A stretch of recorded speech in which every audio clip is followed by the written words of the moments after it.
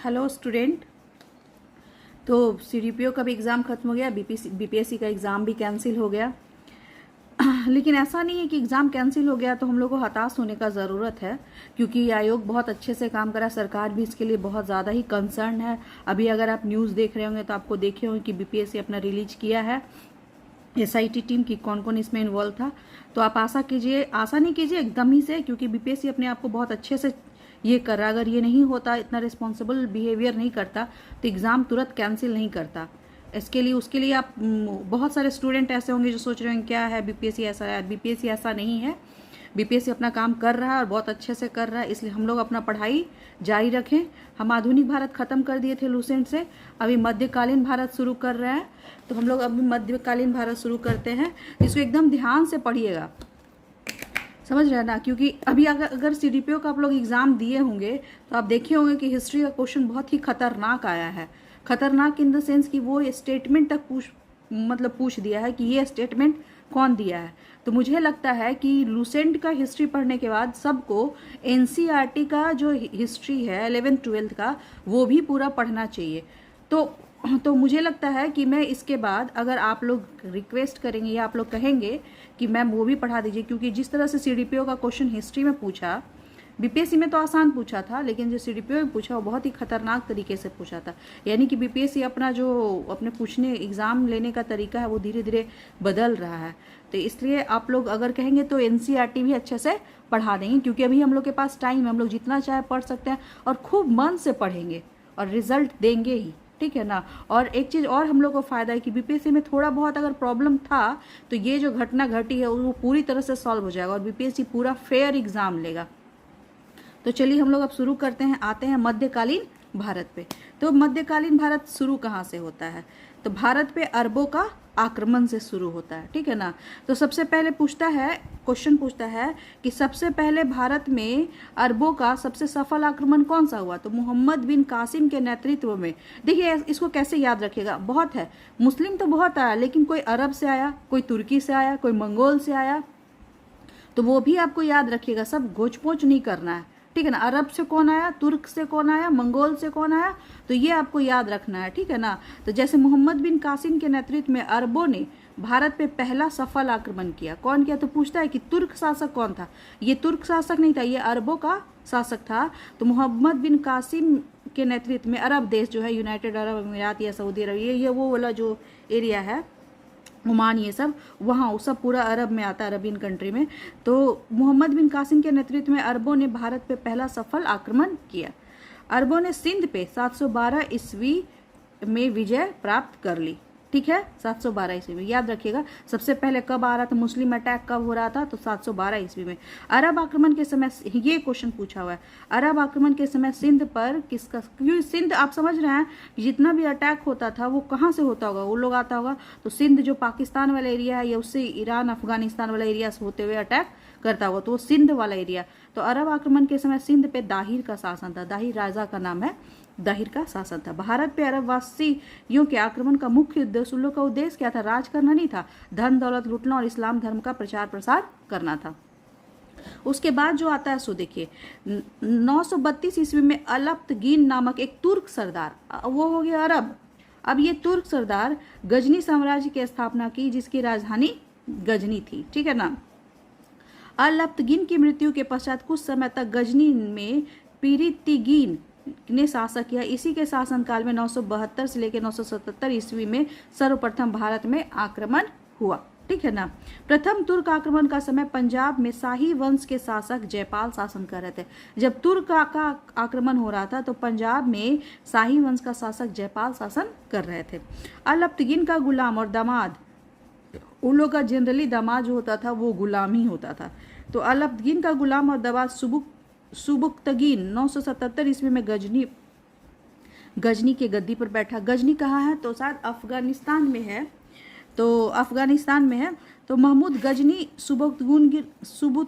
सुबुतगीन का पुत्र था। महमूद गजनी जो अटैक किया, जिसका जन्म 1 नवंबर 971 ईस्वी में हुआ था, ठीक है। अपने पिता के काल में महमूद गजनी खुरासन का शासक था। महमूद गजनी 27 वर्ष की अवस्था में, एक चीज़ और है, गजनी गजनबी, इसके ये में आप बहुत ये होंगे, मतलब कन्फ्यूजन है कि गजनी और तो पहले सोचिए गजनी, गजनी 3 वर्ड है, गजनबी बाद में, तो यानी गजनबी को बाद में रखिए 4 वर्ड वाला, गजनी पहले, ठीक है ना, याद रखना, क्योंकि ये गजनी और गजनबी जो है वो बहुत कन्फ्यूजन करता है। तो अभी गजनी के बारे में हम लोग पढ़ रहे हैं। तो गजनी खुरासन का शासक था। महमूद गजनी 27 वर्ष की अवस्था में 1998 ईस्वी में गद्दी पर बैठा और बगदाद का खलीफा अल आदिल बिलाल ने, हाँ एक चीज़ और है, बगदाद का जो खलीफा था ना, वो मतलब ये देता था, क्या कहते हैं, मान्यता देता था कि ये पोस्ट पे रहेगा। तो यमीन उदौला और यमीन उल मिलाह की उपाधि दी। किसको दी थी उपाधि? तो महमूद गजनी के पद को मान्यता दी थी। वो मान्यता देता है कि हाँ है ये राजा के। महमूद गजनी ने भारत पर, हाँ गजनबी नहीं, गजनी ने भारत पर 17 बार आक्रमण किया। कितना बार आक्रमण किया? 17 बार आक्रमण किया। गजनी, ठीक है ना, गजनी मूवी जो है आमिर खान की बनी है, इस तरह से कोरिलेट करके याद रख सकते हैं। महमूद ने के भारतीय आक्रमण का वास्तविक उद्देश्य धन की प्राप्ति था। देखिए, अच्छा आप लोग ये भी सोचते हैं कि आज इतना अमीर है अरब, पहले क्यों नहीं इतना अमीर था? पहले क्यों वो लोग धन के लिए इंडिया पे अटैक करते था? वजह क्या था कि वो पूरा एक तरह से बालू पर है। और अब जब डेवलप हुआ, इंडस्ट्रियल रिवॉल्यूशन आया, तब पता चला कि पेट्रोल का इतना कीमत है, और उसके यहाँ पेट्रोल ही सबसे ज़्यादा था, पानी का बहुत क्राइसिस था। तो उन लोग को धन चाहिए था अपना ज़िंदगी चलाने के लिए, अनाज चाहिए था, उन लोग के पास ये सब कम था। लेकिन जब इंडस्ट्रियल रिवॉल्यूशन आया तब पता चला कि पेट्रोल का कितना वैल्यू है। तो जब उसके पास तो पेट्रोल का कुआं है, तो वो लोग अमीर हो गया। इसीलिए अभी जो अरब है, तुर्क है, ये सब है, वो लोग कंट्री जो है वो बहुत अमीर है, वजह उसके पास पेट्रोल है, ठीक है ना, तेल का जो है खदान है, ये वजह है। तो ये लोग जो भी आता था, तो ये लोग इसलिए आता था क्योंकि इंडिया अमीर है, लॉजिक है अमीर होने का, क्योंकि हमारे पास क्या था, फर्टाइल लैंड था। और अभी भी, आज भी कोरोना में अगर आप फील किए होंगे कि जो सबसे इम्पॉर्टेंट चीज़ था वो खाना था। आप घर में बैठे अगर खाना भी आपको मिल रहा है तो आप जिंदा रह जाइएगा। पानी और हवा, ये 3 चीज़। तो वही बात था कि उसके लिए, और इंडिया के पास क्या था, फर्टाइल लैंड था। तो वो अमीर तो ऐसे ही था, ऑटोमेटिक अमीर था, क्योंकि उसके पास फर्टाइल लैंड था, खाने का कोई कमी नहीं था, धन संपत्ति खुद ब खुद, इतना खादान वादान भी था। तो इसीलिए ये भारतीय आक्रमण जो जितना भी महमूद, ये जितना भी अरब का हुआ है, तुर्क का हुआ है, ये पहले शक वंश का होता था, ये सब का जो उद्देश्य था वो धन की प्राप्ति ही था। ये बात अलग है कि उन लोग आता था और फिर यहाँ पे बस जाता था। तो ये हुआ। और मूर्ति भंजक, ये महमूद गजनी जो था मूर्ति भंजक आक्रमणकारी था, क्योंकि लोग मूर्ति ये सब देखता था तो इन लोग को पचता नहीं था ये क्या होता है, क्योंकि इन लोग के धर्म में मूर्ति उर्ति का तो कंसेप्ट है नहीं, और हम लोग के यहाँ तो सब कुछ मूर्ति का ही कंसेप्ट है। तो ये लोग लगता है ये क्या है, मेरे मन लायक नहीं, इसको तोड़ दो, तो उसको तोड़ दिया, ठीक है ना। महमूद गजनी ने भारत पे आक्रमण 1000 ईसा में किया था, ठीक है, 1000 में, याद रखिएगा कब किया था, 1000 में किया था, तथा पेशावर के कुछ भागों पर अधिकार करके वह देश लौट गया, ठीक है। महमूद गजनी ने 1001 में शाही राजा जयपाल के विरुद्ध आक्रमण किया और जयपाल की पराजय हुई, ठीक है। महमूद गजनी ने 1008 में नगर कोट के विरुद्ध हमले को मूर्तिवाद के खिलाफ पहली महत्वपूर्ण जीत बताई थी, ठीक है। ये भी बहुत इंपॉर्टेंट है, कह रहा है कि 1008 में नगर कोट के विरुद्ध हमले को मूर्तिवाद के विरुद्ध पहली महत्वपूर्ण जीत बताई थी। महमूद गजनी ने थानेसर के चक्र स्वामीन के कांस्य मूर्ति आदमकद प्रतिमा को गजनी भेजकर रंगभूमि में रखवाया था। ये चक्र स्वामीन कोई भगवान का होगा, कांस्य का मूर्ति, उसको यहाँ पे रखवाया था, रंगभूमि में रखवाया था। उसके बाद इसका कहानी देखिए क्या है। इन लोग का यही काम था, लड़ते झगड़ते अपना दिन काट लेता था। हाँ, अब ये बहुत फेमस है कि सोमनाथ का मंदिर, आप लोग सब जानते हैं कि सोमनाथ का मंदिर कितना बार लूटा था। तो वो जो लूटा था वो गजनी था। महमूद गजनी का सबसे चर्चित आक्रमण था 1025 में सोमनाथ मंदिर सौराष्ट्र पर हुआ हमला। समझे, इस मंदिर की लूट से उसे करीब 20 लाख दिनार की संपत्ति हाथ लगी। उस समय सोमनाथ की रक्षा में सहायता करने वाले के कारण अनिल हवाड़ा के शासक महमूद पे आक्रमण किया। सोमनाथ मंदिर लूट के ले जाने के क्रम में महमूद पे जाटों ने आक्रमण किया और कुछ संपत्ति लूट ली थी, और इसकी वजह से वो गुस्सा हो गया था। महमूद गजनी का अंतिम आक्रमण था 1027 में जाटों के विरुद्ध। वो जो उसको लूट लिया था उसके लिए वो फिर से आया था जाट पे अटैक करने के लिए। सुल्तान की उपाधि धारण करने का पहला शासक तो जो था वो महमूद गजनी ही था। महमूद की सेना में सेवंद राय और तिलक जैसे हिंदू उच्च पदों पे आसीन थे, मतलब हिंदू लोग को भी तभी तो आराम से अटैक कर पा रहा था। 17 बार अटैक कर रहे, यहाँ पे ऐसा थोड़ी था कि राजा लोग नहीं था, लेकिन ये जो महाराज लोग थे, सेवंद राय और तिलक लोग, ये लोग उनके सपोर्ट में थे। महमूद गजनी की मृत्यु 1030 में हो गई। अल बुरूनी, ये इंपॉर्टेंट है सबसे इसमें, अल बुरूनी, फिरदौसी, उल्बी और फरूखी महमूद गजनी के दरबार में ही रहते थे। कहाँ रहते? अल बुरूनी, फिरदौसी, उल्बी, फरूखी। ये हम लोग बाद में पढ़ेंगे कि अल बुरूनी कौन सा बुक लिखा है, उल्बी कौन सा बुक लिखा है, फरूखी कौन सा बुक लिखा है, ये सब। ठीक है। उसके बाद आता है मोहम्मद गौरी। हाँ, तो गजनी, गौरी और गजनबी। ठीक है ना। अब आता है मोहम्मद गौरी। गौरी याद रखिएगा, गौरी शंकर जी गौरी। ये गौरी जो था, देखिए क्या करता है ये गौरी। गौर जो था महमूद गजनी के अधीन एक छोटा सा राज्य था। ठीक है। 1173 ईस्वी में साहबुद्दीन मोहम्मद गौरी गौर का शासक बना। इसने भारत पे पहला आक्रमण 1175 में किया। ठीक है ना। मुल्तान के विरुद्ध किया था। ठीक है। मोहम्मद गौरी का दूसरा आक्रमण 1178 में पाटन गुजरात पे, यहाँ का शासक भीम टू ने गौरी को बुरी तरह से परास्त कर दिया। यहाँ के जो राजा थे भीम टू, वो गौरी को परास्त कर दिए थे। ये मोहम्मद गौरी द्वारा लड़ा गया प्रमुख युद्ध का तराइन का, ये सबसे फेमस युद्ध है। तराइन का प्रथम युद्ध 1191 में गौरी और पृथ्वीराज चौहान के बीच में हुआ, जिसमें पृथ्वीराज चौहान विजयी हुए। तराइन का द्वितीय युद्ध में फिर वो आया 1 साल बाद लड़ने के लिए, 1192 में गौरी और पृथ्वीराज चौहान, इसमें गौरी विजय हुआ।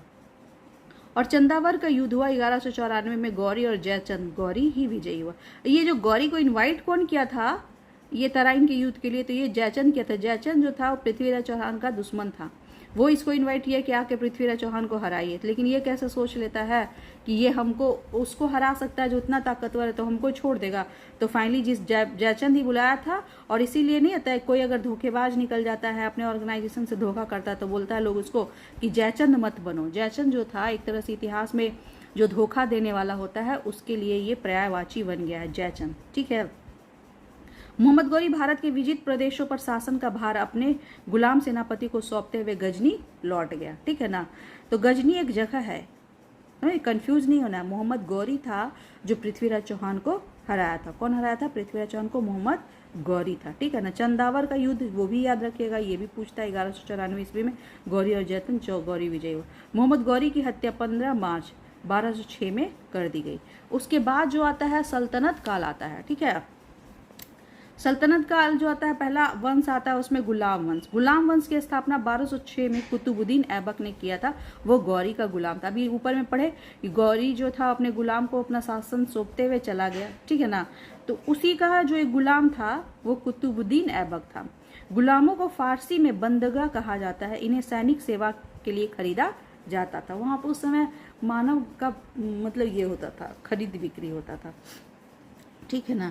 इल्तुतमिश द्वारा किए गए महत्वपूर्ण कार्य, ये पूछा हुआ क्वेश्चन है। इसी बार बीपीएससी में क्वेश्चन पूछा था कि कुतुब मीनार का फाइनल टचअप किसने दिया था, तो उसका आंसर बाद इसमें आप पढ़ेंगे, इल्तुतमिश दिया था। ठीक है ना। तो कुतुबुद्दीन ऐबक का राज्याभिषेक 24 जून 1206 को किया गया। ठीक है। कुतुबुद्दीन ऐबक ने अपनी राजधानी लाहौर में बनाई थी। कुतुब मीनार की नींव रखी थी कुतुबुद्दीन ऐबक ने, लेकिन पूरा कौन करवाया था? इल्तुतमिश ने।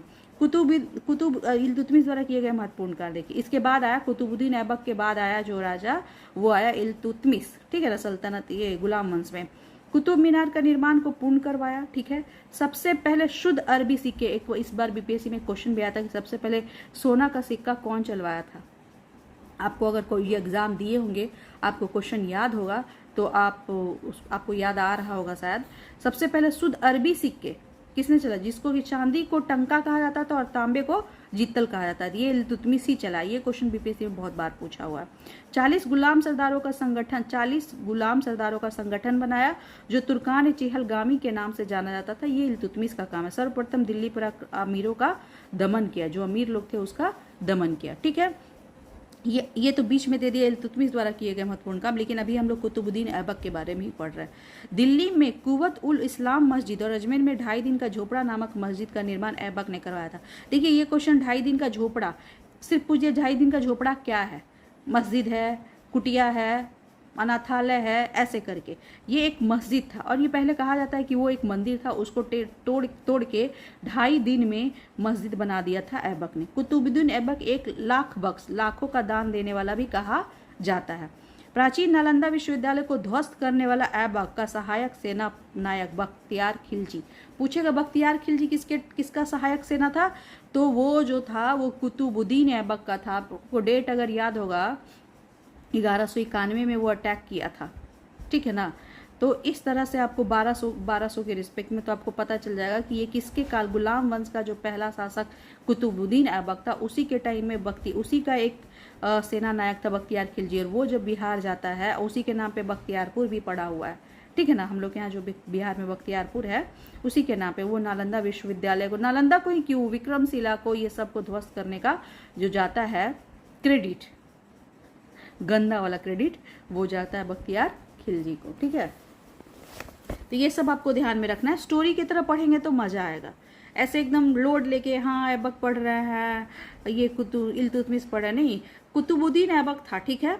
क्या किया वो, क्या क्या किया वो, ऐसा सोचिए क्या क्या किया वो, अच्छा ये किया, अच्छा ये किया, अच्छा ये मस्जिद बनवाए, ये तोड़ दिया, ये तोड़ के बनवाया, अच्छा उसी का एक था सेना नायक जो बख्तियार खिलजी था।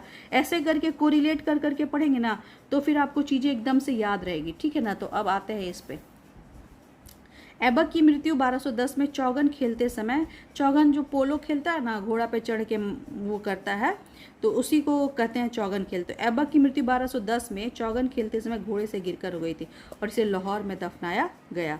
ऐबक का उत्तराधिकारी आराम शाह हुआ, जिसने सिर्फ 8 महीनों तक ही शासन किया था। अब देखिए, अगर ताकतवर राजा नहीं बनता था तो यहाँ इन लोगों ना रोजे रोज का सरकार बदल जाता था। ये हुआ, उसका बेटा हुआ, वो बेटा लायक नहीं था तो उसको हटा दिया, फिर वो लायक नहीं था तो फिर उसको हटा दिया। आराम शाह की हत्या करके इल्तुतमिश 1211 में दिल्ली की गद्दी पर बैठ गए। इल्तुतमिश जो था वो गद्दी पर बैठ गया 1211 में। इल्तुतमिश तुर्किस्तान का इलबरी तुर्क था। तुर्की जो था वो तुर्कमेनिस्तान जो तुर्की कहते हैं उसका इलबरी तुर्क था, जो ऐबक का गुलाम और दामाद दोनों था। ऐबक की मृत्यु के पश्चात वो बदायूं के समय, जब ऐबक की मृत्यु हुआ था उस समय बदायूं का गवर्नर था, ठीक है ना, गवर्नर था। अब है कि इल्तुतमिश लाहौर की राजधानी को स्थानांतरित करके दिल्ली लाया। इल्तुतमिश जो था, यही से कहा था दिल्ली सल्तनत जो स्टार्टिंग है, हाँ, तो इल्तुतमिश जो था वो लाहौर की राजधानी को स्थानांतरित करके दिल्ली लाया। तो यानी कि कहा जाता है कि दिल्ली सल्तनत जो स्टार्ट किया वो कौन किया, तो इल्तुतमिश किया, क्योंकि वो लाहौर से ला के राजधानी को दिल्ली शिफ्ट किया। हौज सुल्तानी का निर्माण देहली एक कोहना के निकट करवाया, ठीक है ना। हौज सुल्तानी, देहली एक कोहना, ये भी बहुत इंपॉर्टेंट है, बीपीएससी में पूछा हुआ है। इल्तुतमिश पहला शासक था जिसने 1229 ईस्वी में बगदाद के खलीफा से सुल्तान पद की वैधानिक स्वीकृति की थी। ये नहीं पूछता है लेकिन पूछ भी सकता है, बीपीएससी है। इल्तुतमिश की मृत्यु अप्रैल 1236 में हो गई, ठीक है ना। चंगेज खां से बचने के लिए ख्वारिज्म के सम्राट जलालुद्दीन को इल्तुतमिश ने अपने यहाँ शरण नहीं दी, क्योंकि उसको डर था, क्योंकि ये चंगेज खान ये सब लोग था ना बहुत ही खूंखार लोग था, और उसको इल्तुतमिश को लगा कि हमको अपना बचाना ज़्यादा ज़रूरी है। तो ये पूछा हुआ बीबीएससी में पूछता भी क्वेश्चन है कि जो ख्वारिज्म जो सम्राट था, ख्वारिज्म के सम्राट जलालुद्दीन को किसने शरण अपने यहाँ नहीं दी थी, तो इल्तुतमिश ने नहीं दी थी, क्योंकि उसको डर था कि अगर हम दे दिए तो हमको चंगेज खान बर्बाद कर देगा, और लोग एकदम राक्षस की तरह मारता काटता था, तो डरने का बात तो था ही। तो इल्तुतमिश के बाद उसका पुत्र रुकुद्दीन फिरोज गद्दी पर बैठा, वह एक अयोग्य शासक था, ठीक है। इसके अल्पकालीन शासक के बाद उसकी माँ शाह तुर्कान छाई रही। लड़की लोग का ऐसा मत सोचिए नहीं रहता था, इनडायरेक्टली जो वुमेन थी वो कंट्रोल करती थी। जब उसका जो बेटा था या हस्बैंड था नालायक रहता था तो एक तरह से कंट्रोल जो करती थी वो उसकी माँ या वाइफ करती थी। जैसे कि जहांगीर के समय में कौन कंट्रोल कर रही थी आप लोगों को पता होगा, नूरजहां जो वाइफ थी वो, क्योंकि नूरजहां ज़्यादा इंटेलिजेंट थी। तो शाह तुर्कान के अवांछित प्रभाव से परेशान होकर तुर्की अमीरों ने रुकुद्दीन को हटाकर रजिया को सिंहासन पर आसीन कर दिया। इस प्रकार रजिया बेगम प्रथम मुस्लिम महिला थी जिसने शासन की बागडोर संभाली थी। लेकिन वही लड़की कैसे शासन करेगी, तो अब लोग को प्रॉब्लम होने लगा। रजिया ने पर्दा प्रथा को त्याग कर पुरुषों की तरह चोगा, काबा और कुल्हा टोपी पहन के राज दरबार में खुले मुंह जाने लगी। और बहुत प्रॉब्लम आज भी मुस्लिम का देखिए कितना बड़ा प्रॉब्लम है।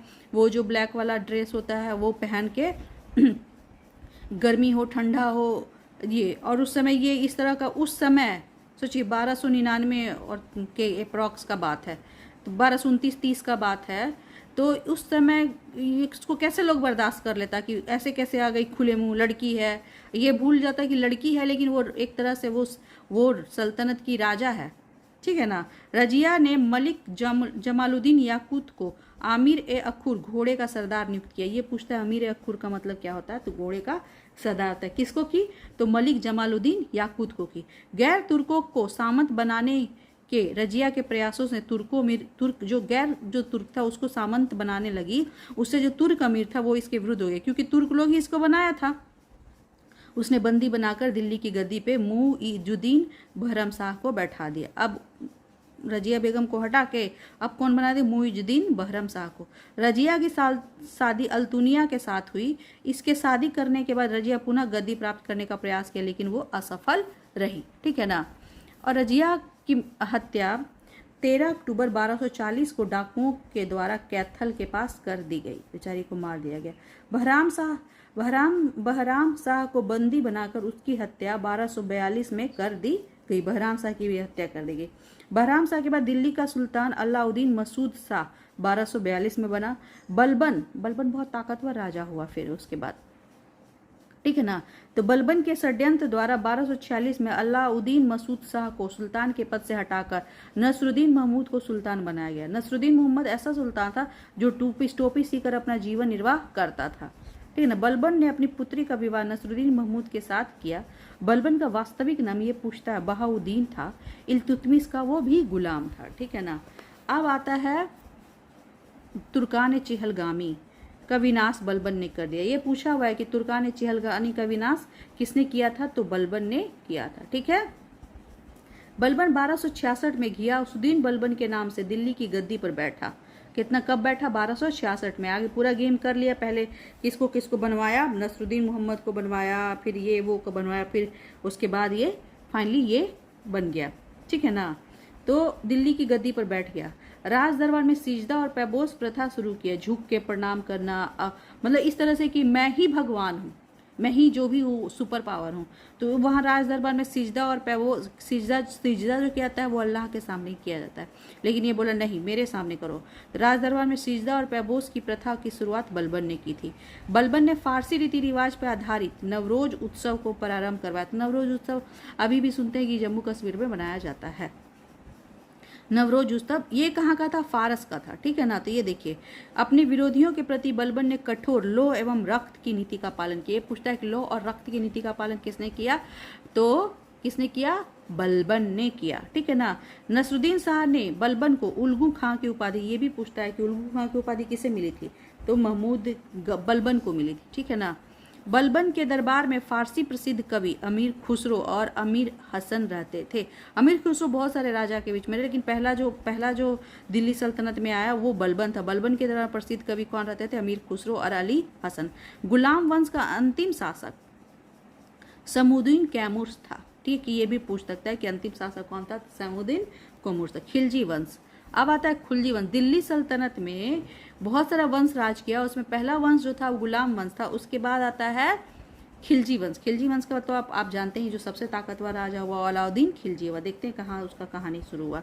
गुलाम वंश के शासन को समाप्त कर 13 जून 1290 में जलालुद्दीन फिरोज खिलजी ने खिलजी वंश की स्थापना की। इसने किलो खरी को अपनी राजधानी बनाया। किलो खरी एक जगह होगा, वहाँ पे इसने अपनी राजधानी को बनाया। जलालुद्दीन की हत्या 1296 में उसके भतीजे एवं दामाद अलाउद्दीन खिलजी ने कड़ा मानिकपुर इलाहाबाद के निकट कर दी। यही जलालुद्दीन जो है यही बन जाता है बाद में अलाउद्दीन खिलजी। जलालुद्दीन की हत्या कर दी, उसी का भतीजा था और दामाद भी था। उस मुस्लिम में तो जानते ही हैं कि अपने ही भाई और अथी में शादी हो जाता है, भाई की बेटी और ये वो में, तो वैसे ही ये अपने भतीजा से ही अपनी बेटी का शादी, तो दामाद भी हो गया, तो ये इसको मार दिया। अगर आप लोग ये मूवी पद्मावत मूवी देखे होंगे तो ये स्टोरी शायद आपके सामने आँख के सामने आ जाएगा। कड़क मानिकपुर इलाहाबाद में कर दी। 22 अक्टूबर 1296 ईस्वी में अलाउद्दीन दिल्ली का सुल्तान बना। कितना बना ये याद रखें, 22 अक्टूबर। और डेट का क्वेश्चन देखें बीपीएससी में कैसे आता है डेट का क्वेश्चन, पूरा करंट अफेयर में डेट डाल दिया, इतना डेट को क्या हुआ, उतना डेट को क्या हुआ, तो यानी डेट भी आपको एकदम ही याद रहना चाहिए। तो 22 अक्टूबर 1296 में अलाउद्दीन दिल्ली का सुल्तान बन गया। अलाउद्दीन का बचपन का नाम था अली या गुरशाप्स। अलाउद्दीन खिलजी ने सेना को नगद वेतन देने और अस्थायी सेना की नींव रखी। ये पूछता है नगद वेतन और स्थायी सेना का नींव किसने रखी, तो अलाउद्दीन खिलजी ने रखी। दिल्ली के शासक में अलाउद्दीन खिलजी के पास सबसे विशाल अस्थायी सेना थी, परमानेंट सेना, ठीक है ना। घोड़ा दागने और सैनिक को हुलिया लिखने की प्रथा भी अलाउद्दीन खिलजी ने ही शुरू की, ठीक है ना। ये घोड़ा मेरा ही। अलाउद्दीन ने भू राजस्व का दर बढ़ाकर उपज का हाफ भाग कर दिया, ठीक है ना, मतलब जितना आप कर रहे हैं उसका हाफ हमको दीजिए। इसने खुम्स लूट के धन में सुल्तान का हिस्सा 1/4 भाग के स्थान पे 3/4 कर दिया। इसने व्यापारियों में बेईमानी रोकने के लिए कम तौलने वाले व्यक्ति के शरीर के मांस काट लेने का आदेश दिया। बाप रे बाप, इतना टफेस्ट, ठीक है ना, जितना कम तौलेगा उतना उसका शरीर का मांस काट लो। इसने अपने शासनकाल में मूल्य नियंत्रण प्रणाली की दृढ़ता से लागू किया, ठीक है ना। दक्षिण भारत के विजय के लिए अलाउद्दीन ने मलिक काफूर को भेजा, ठीक है ना। जमैत खाना मस्जिद, अलाई दरवाजा, सीरी का किला एवं 1000 खंभा महल का निर्माण भी अलाउद्दीन खिलजी ने ही किया। अलाई दरवाजा को इस्लामी वास्तुकला का रत्न कहा जाता है। अलाई दरवाजा को इस्लामी वास्तुकला का रत्न कहा जाता है। दैवी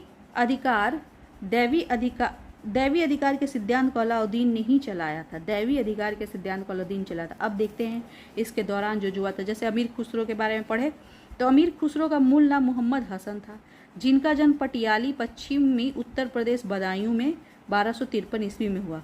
खुसरो प्रसिद्ध सूफी संत शेख निजामुद्दीन औलिया के शिष्य थे। वह बलबन से लेकर मोहम्मद तुगलक तक दिल्ली सुल्तानों के दरबार में रहे।